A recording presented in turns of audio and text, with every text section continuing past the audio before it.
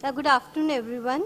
As we know that energy security and clean environment are the essential transformative requirement of 21st century. So this session is a step towards the same. We are thankful for our Shri Dr. K. N. Vyas, Secretary, Department of Atomic Energy, to moderate the session. I request Sir to kindly facilitate our panelists.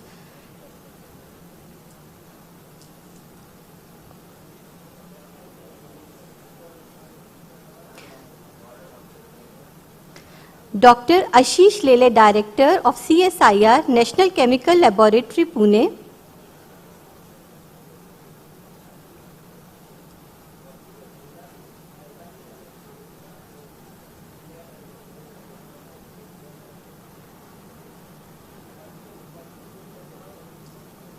Dr. A.K. Tripathi, Advisor, Ministry of New and Renewable Energy.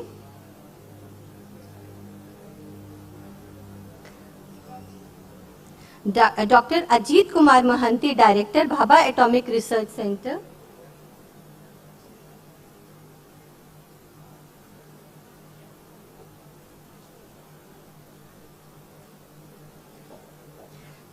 Mr. Amit Bhatt, Managing Director, International Council on Clean Transport, India.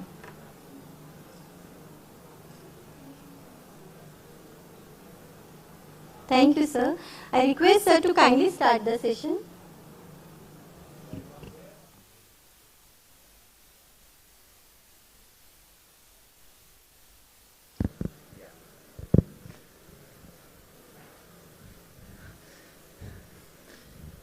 Esteemed colleagues who are on the panel, so many important people sitting in the audience, ladies and gentlemen. Just in the last session, Professor Sudhir mentioned about the unpredictable behavior of rain. Even though the way he mentioned, even though the total rain within the monsoon season is practically identical, the intensity has changed. All of us are noticing it. And there are only two alternatives with us.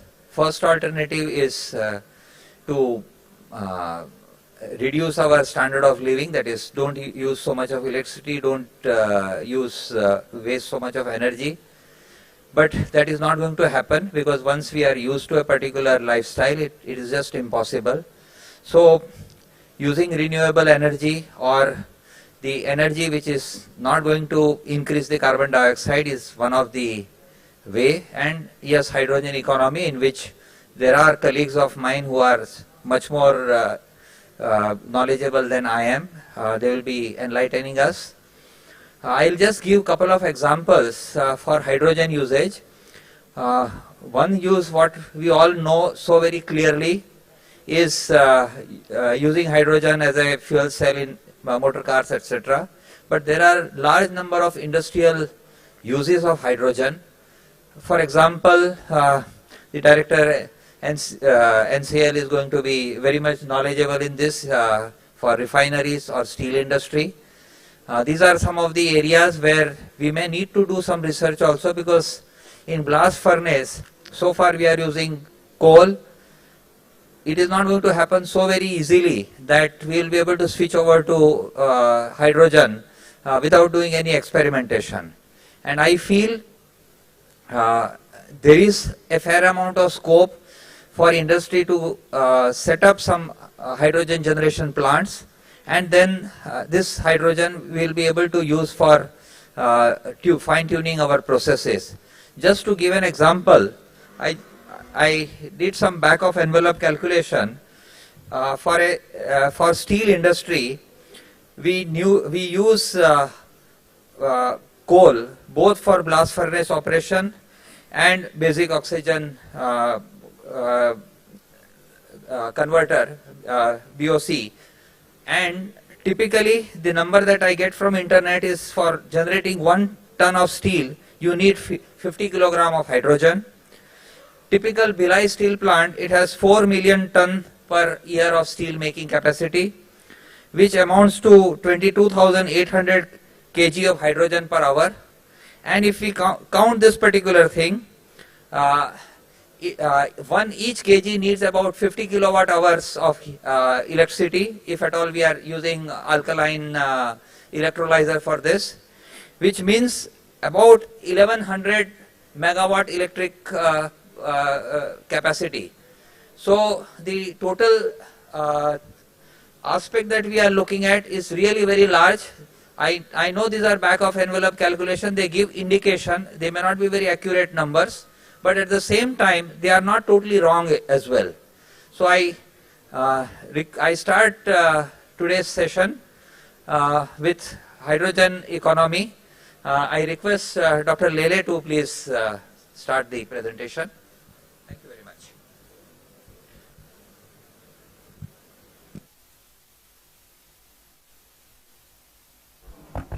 Thank you very much, Chairman, and thank you to DST for this very wonderful conclave and for allowing me to participate in it.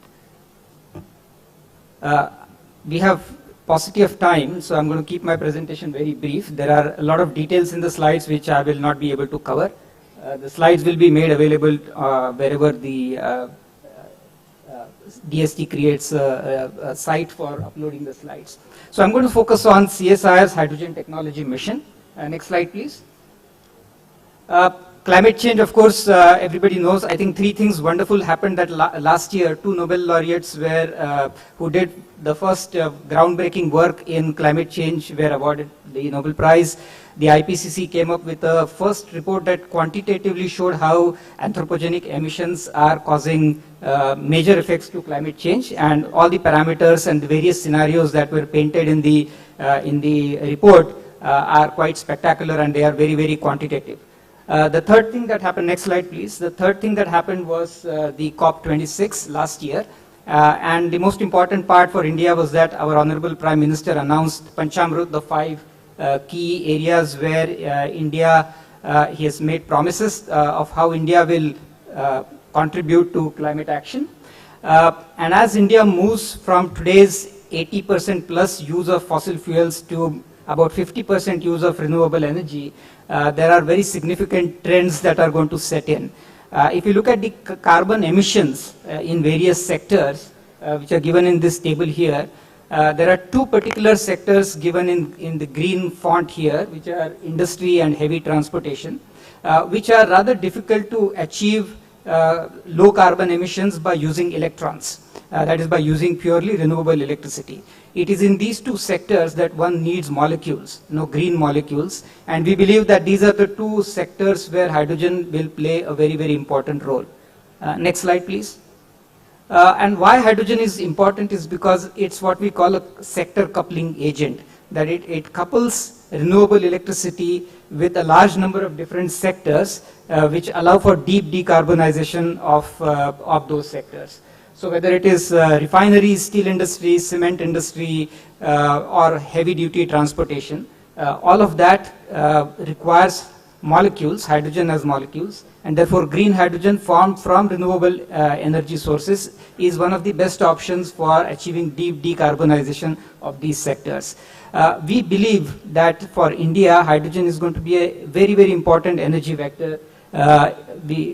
For the quantum of hydrogen that is required, as the chairman also pointed out, there is still enough resources available, both primary energy such as solar and wind, or even water that is available for the kind of meeting the hydrogen demands in these two energy sectors, the industry sectors.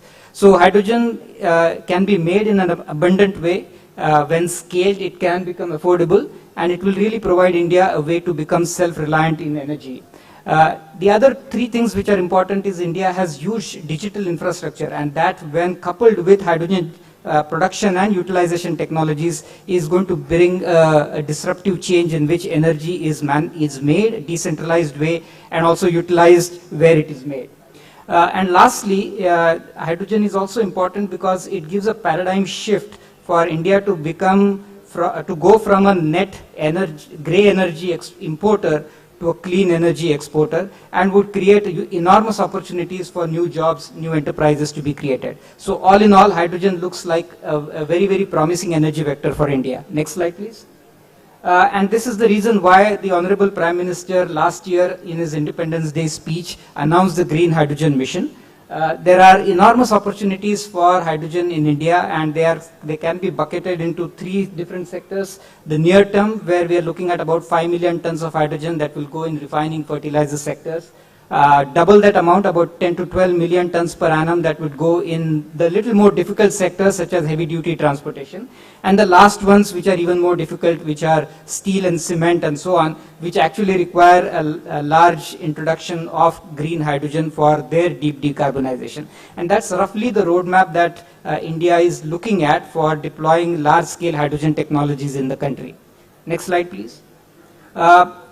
To also go with the public announcements on green hydrogen, the corporate sector in India is also making huge contributions, and 2 of the biggest private sector houses in India have made very significant announcements in terms of clean energy as well as particularly in the area of hydrogen.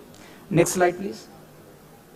And hydrogen is not getting attention just in India but across the world, and the map shows the dots on the map are the number of geographies where hydrogen investments are coming in a very, very big way. Close to about $600 billion have been committed as investments in this area, and today, as of today, more than 550 pilot projects are underway at various parts in the globe on developing hydrogen economy. Next slide, please. So coming to CSIR's Hydrogen Technology Mission, this is a very ambitious program. This is a 100 crore outlay of CSIR. 18 CSIR laboratories have come together for this mission. We are looking at all 3 parts of the hydrogen value chain: the production of hydrogen, the storage and the utilization of hydrogen. And each part of this value chain, we are looking at many different technologies which we believe are today available and are going to become mature and are particularly relevant for India. I'll cover a little bit about that later. The entire program is structured so that you can facilitate idea generation, which are disruptive ideas, through proper stage gating into mission programs. We are looking not just to develop the entire system, whether it is fuel cells or electrolyzers or hydrogen storage, but also the important components that go in these systems. So it's from components to system. But one step beyond that is also key strategic materials, and I think this is I think what is unique to the CSIR Hydrogen Technology Program. We do not want to be reliant on import of catalysts, on import of membranes, on import of carbon fibers, and so on. These are key strategic materials, and India needs to be able to manufacture them. And CSIR, in many different ways, is trying to catalyze that manufacturing coming here. There are many other parts of the hydrogen technology mission in CSIR which are listed here, and I will not get into details of it. Next slide, please. These are some of our success stories. The first fuel cell bus, which is completely indigenous, was recently launched. Perhaps many of you have seen it. There are many other technologies which have come to TRL 4, 5 or 6. In each of these programs, there are deep industry connects. We have industry partners who are taking our technologies and trying to scale them up. Next slide, please.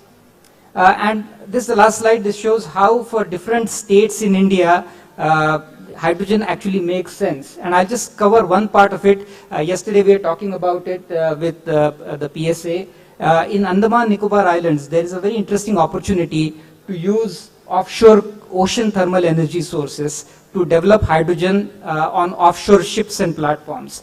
And Andaman Nicobar is a very interesting place because, number one, India is looking at creating a mega port there. Number two, it sits right in the shipping lanes, which is an international shipping lane. And number three is the hydrogen markets such as Japan and Korea, which need hydrogen today, are very, very accessible from that point of location. So these are strategic points where India can really make hydrogen, green hydrogen, and also export it, which is today the biggest and emerging potential. For every other state, as listed in this table, there are very interesting opportunities for the hydrogen ecosystem, and I hope that CSIR will find ways to engage with these different states and take our technologies to these states and deploy those relevant technologies for those states. Next slide, please. Finally, In addition to developing technologies, we are also involved deeply in skill development activities. We want to train machinists to make bipolar plates, to assemble fuel cells and electrolyzers and so on. We are working with this SME sector for component development. We are consulting with the industry as well as MNRE to create roadmaps. And we are working with SDOs to develop standards and codes. So in every different part of the hydrogen ecosystem, CSIR is very actively involved. Next slide, please. And so therefore we believe that CSIR has a very major role to play in developing, scaling up hydrogen economy and deploying it across the country. Thank you very much. Thank you very much, Dr. Lele. Thank you. I think CSIR is putting a lot of stress on indigenization, which is a correct thing to do. May I now request Dr. Tripathi to please give his presentation, and my request Dr. Tripathi and other panelists also to please finish in 5 minutes, because I have been given an instruction that I have to wind it up in about 45 minutes. Thank you very much, sir, and very good afternoon to all of you, the chairman, panelists, and the audience. All scientists are here, so a very warm to them. In fact, this session mainly focus on the energy, clean energy. So I'll touch upon very briefly on a clean energy, and then I'll switch over to the hydrogen. The clean energy is the renewable energy, as everybody knows. The country today is a leading country as far as the renewable energy is concerned. I'll just give you two data, which you may be knowing that. Today, the electricity which we are using either in this hall or at our home or at our various places, 16 unit out of 100 unit you are using the clean energy based electricity, mainly based on the hydro, wind, solar, and so on. And in the installation total capacity, we have crossed 28% of the total installation KT of the power generation from all the resources. So these are the two, and by 2030, everybody knows the Panchamrit targets, so I'm not going to repeat that. 500 gigawatt has to come from the clean energy sources only, non-fossil fuel based sources only. Now, as far as hydrogen is concerned, in fact, I would like to emphasize on what is needed in this, and then there are many sectors which are working.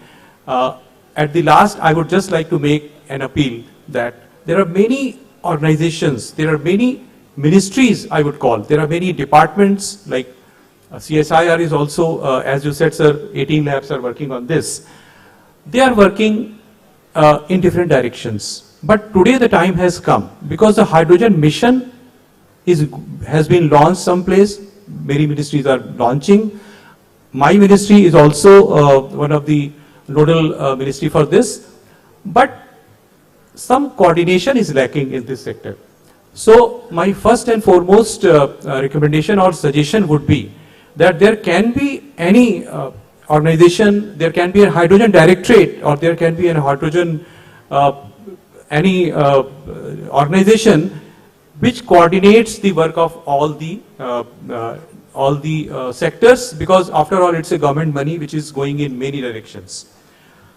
There are a few things I would just like to mention. That the availability of hydrogen, first thing is the production, and under the production we need the increasing efficiency and indigenous content of the electrolyzers. In fact, electrolyzer has come as the one of the most easiest way, and the indigenous it can be done.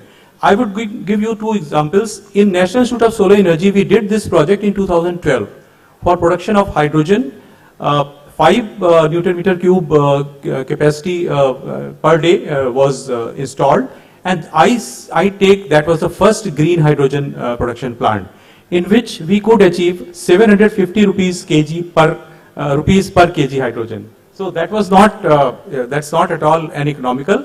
But we ran 2 vehicles in association with Mahindra and Mahindra, and the cost of their running, it was a dual fuel engine based system, in which 67% of the diesel was replaced, and we could run it successfully 15,000 kilometers, in which we got the cost up to 14 to 15 rupees per kilometers.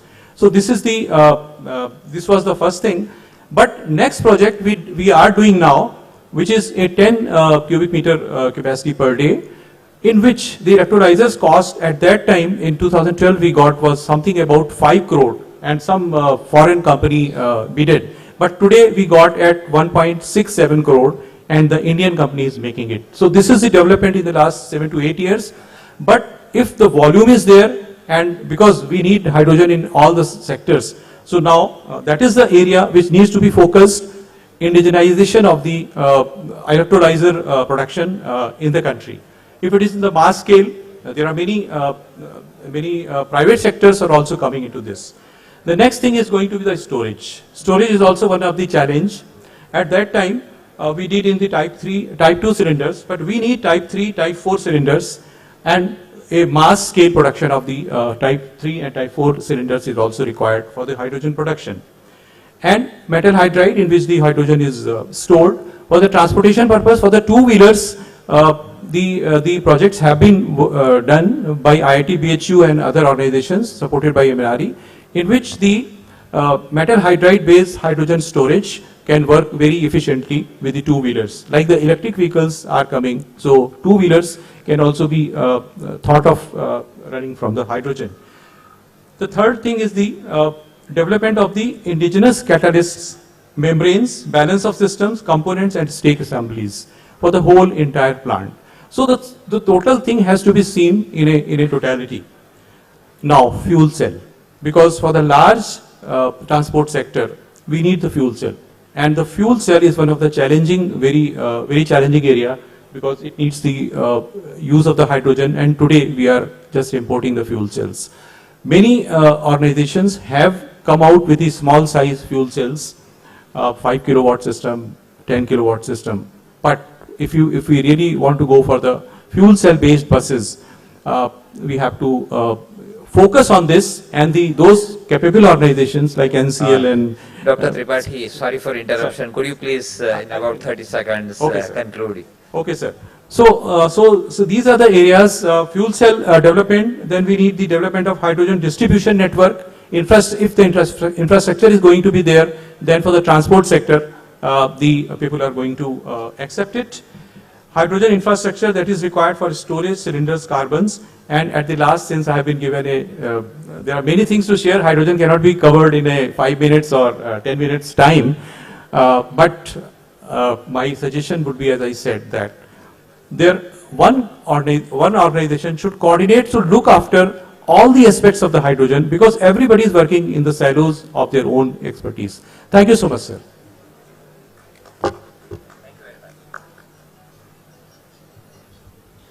May I now request Dr. Mohanty to please present his views.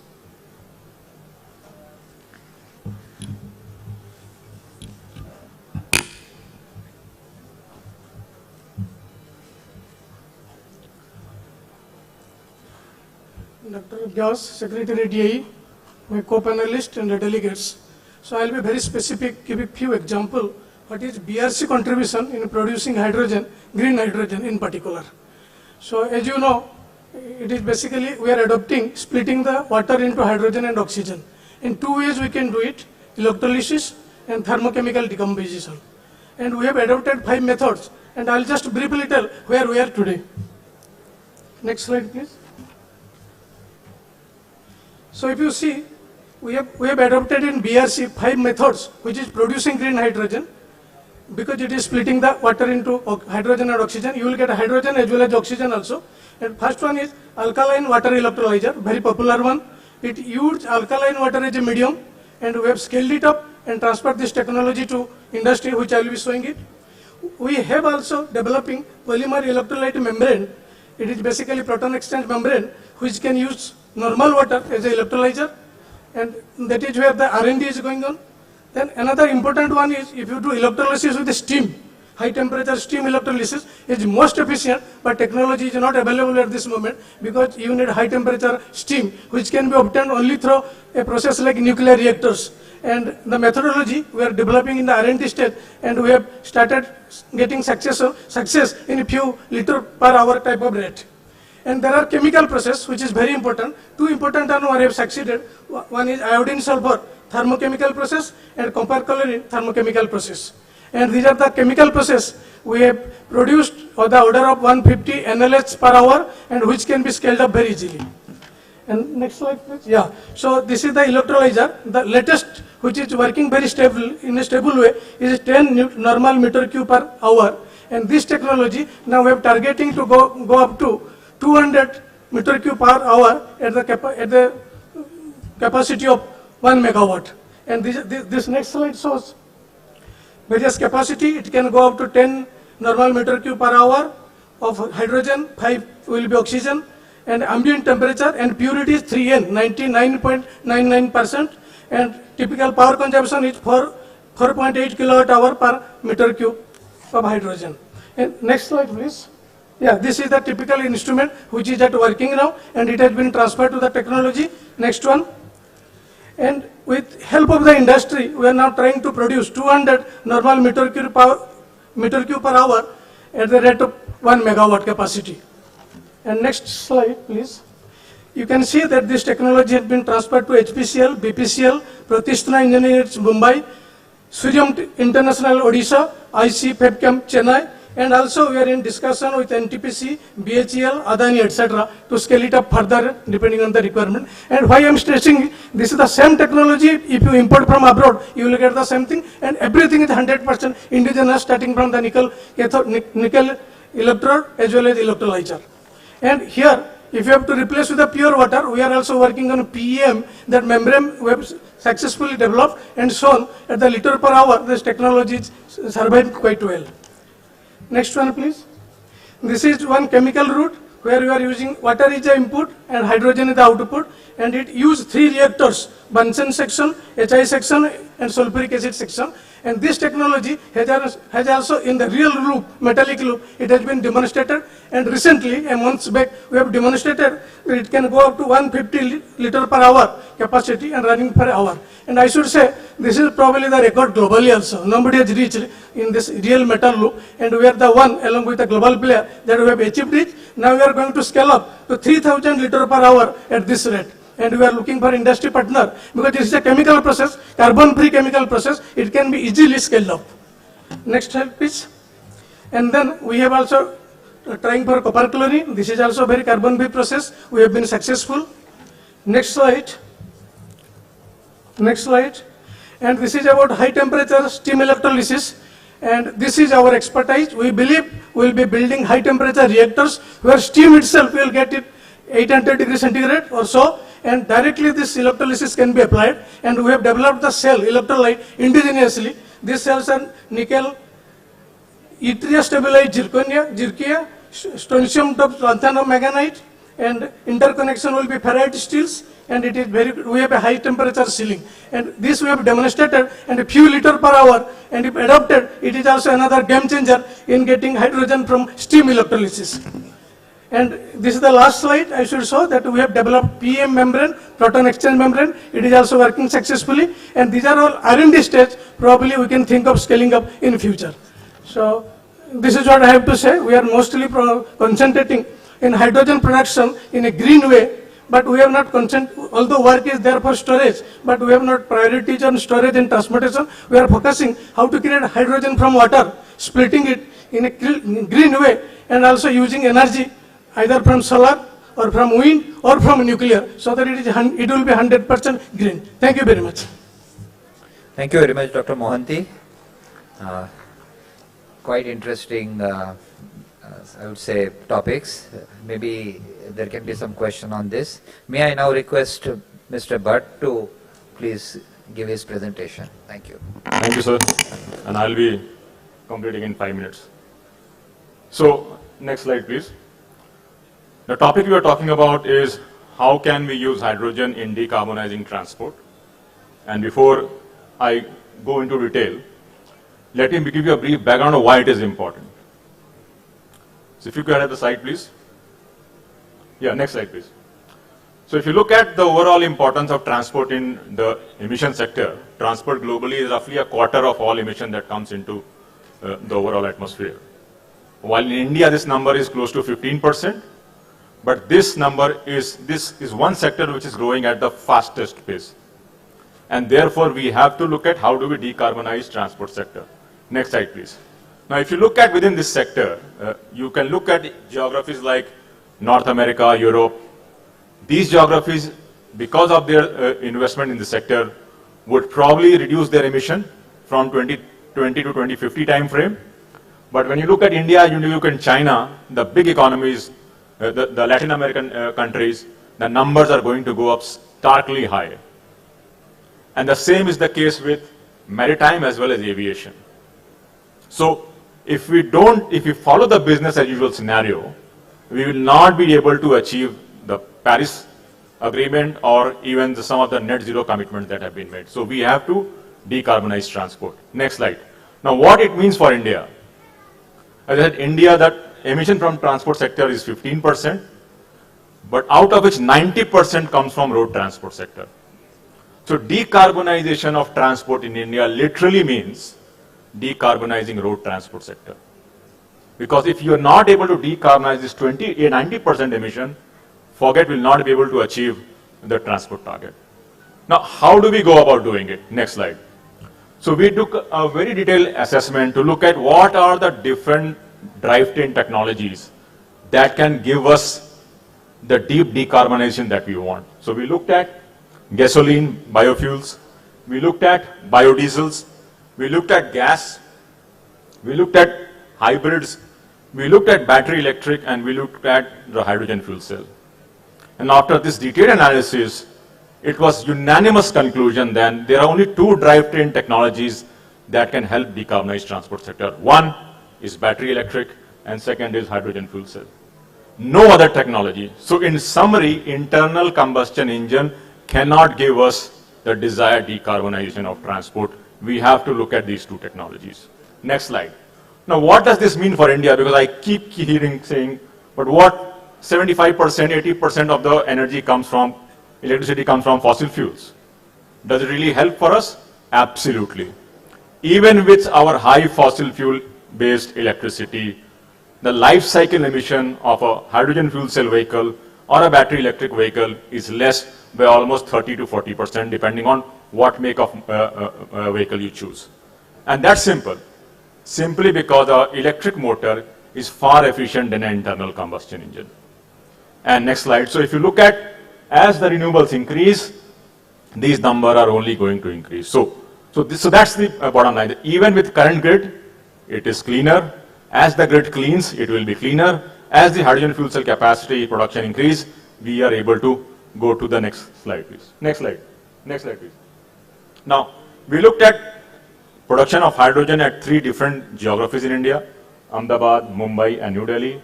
And we found that with passage of time, we will see a dramatic reduction of hydrogen production depending on what policy measures we adopt. But that's only a part of the story. It's not only how cheap you produce hydrogen. What is important is the overall cost of hydrogen, from production to transportation to distribution and then to ultimately end retail outlets. That delta will be the key in hydrogen uptake. Next slide, please. And this is my second last slide. Is that we looked at blue hydrogen coming from compressed natural gas and carbon capture, and we looked at green hydrogen from renewable energy sources. And we found that by 2030, the blue hydrogen is, the green hydrogen almost 1.5 times the cost of blue hydrogen, but by 2050, it will achieve cost parity. So we have to look at aggressive policy push to look at how can we sustainably push for production of green hydrogen. That includes the production cost, massive reduction in transport infrastructure pipeline, because we have to develop a series of infrastructure to transport this hydrogen which is getting produced. We also have to look at the hydrogen fueling as well as the tariff clause. So what does it mean for us? And this will be my last slide, please. Next slide. Is that one, I said internal combustion engine cannot give us the climate goals. the health goals or the energy security goals. So we have to shift at electrification, battery electric, and hydrogen fuel cells. That's point number one. Point number two, hydrogen can definitely offer deep decarbonization, even in the transport sector, and some other sectors which are slightly harder to abate, especially long-distance trekking and all. Third point is that the green hydrogen would be almost 1.5 times more than blue hydrogen in next 5 to 7 years, but by 2050, it will achieve cost parity. So what we need is investment in kind of expansion of pipelines and fueling infrastructure costs, and that can only happen if we have the right policy instrument and the right research going into the sector. With this, I will conclude. Thank you so much.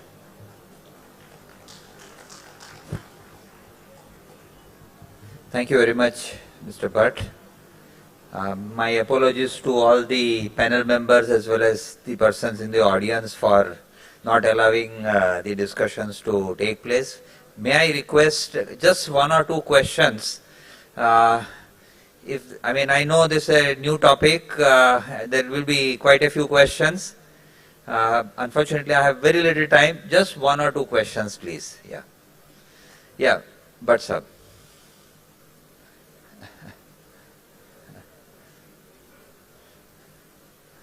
No, I think you may have to. No. I think he will switch it on for you. Sorry. Yeah.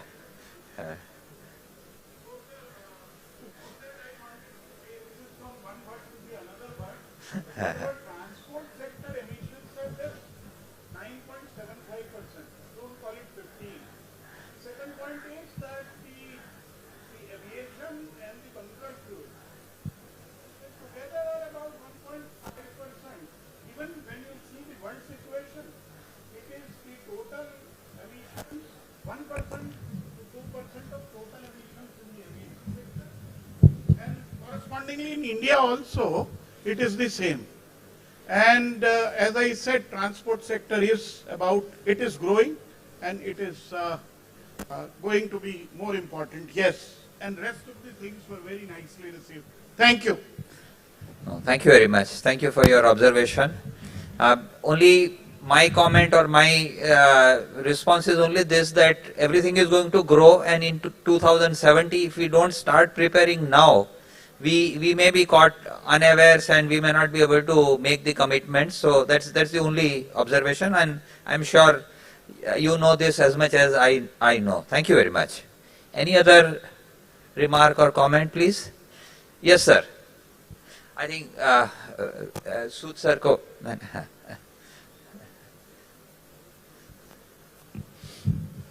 No, this is in response to Dr. Tripathi's very important point of coordination. So about 2 weeks back, PMO took a meeting of all the stakeholders, and they decided that the PSA office has been requested to coordinate this hydrogen activity in the country. And so we have started some steps as I talked to him, but this is just to let you know that PMO is seized with this matter, and they have requested us to get into that. So I just thought in response to Tripathi. Thank you. Thank you very much, sir. Maybe I think let us not have any more questions, and I don't know, maybe just you have heard all the panelists. I would request just from each panelist 1 sentence on the highest priority that you feel. We start with Mr. Bhatt. Yes. Sure, sir. So one is that in transport sector, we can't achieve our energy goals, health goals, and climate security goals through internal combustion engines. So we have to look at battery electric and hydrogen fuel cells. Sir, I have nothing much to add. Again, earlier I should say that hydrogen production in the green way, probably we should start increasing the production. Thank you. Sir, I think one of my requests has already been answered. Another thing is going to be the infrastructure development, ecosystem development for the hydrogen utilization in the country. That is very, very important. I think one point that we have not been able to talk about is the enabling mechanism to scale hydrogen economy, which is getting the standards, codes, certifications in place and in place extremely rapidly. The whole harmonization of global standards with Indian standards has to be done at extremely rapid pace. Otherwise, it becomes a chicken and egg story. I think in the whole world, the standardization is in the process of development because the standards are not there in many sectors. So I am very much grateful to all the panel members for sort of giving me a tremendous amount of education. This is not my field of understanding. And thank you very much everyone from the audience. I think we can close this session. Thank you.